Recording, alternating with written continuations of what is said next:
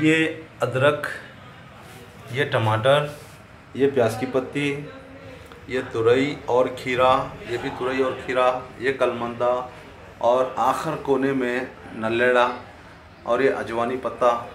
ठीक है, ये चीज़ें। तो एक्चुअली ये यहाँ से सारी चीज़ें जो वेस्टेज हैं, यानी कि तरकारी जब ख़राब हो जाती है, अदरक ख़राब हो रही है या कुछ भी ख़राब हो रहा है, उसके बीजें या ख़राब प्याज का इस्तेमाल करें। इस तरीके से आप उसका फ़ायदा उठा सकते हैं। और इंशाल्लाह नल्लेड़ा ये है खांसी का पत्ता, जो आप सुबह में 3 पत्ती इसको खाकर नमक के साथ इंशाल्लाह 3 दिन में खांसी ख़त्म हो जाएगी, गारंटी के साथ। ये कम से कम मेरे हकीम मरहूम दादा साहब का तोहफ़ा है ये।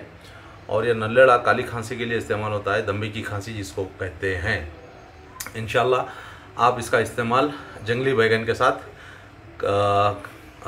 सौंठ, कुलंजन, अतीवज़ा, मुल्लाटी, पिपलियाँ वगैरह तकरीबन जो है ना 31 जड़ी बूटी इसके अंदर मिलाई जाती हैं, जिससे काली खांसी का इलाज अंदर से बिल्कुल जड़ से ख़त्म हो जाएगा। दमे की खांसी या दमे की शिकायत जो खांसते हुए आती है तो वो दूर हो जाएगी। और ये कलमंदा घरों में लगाया रखें, क्योंकि इसके इस्तेमाल से बालों की हिफाजत होती है। शहद के साथ पीने से बाल गिरना बंद हो जाते हैं। इंशाल्लाह ये मुफीद चीज़।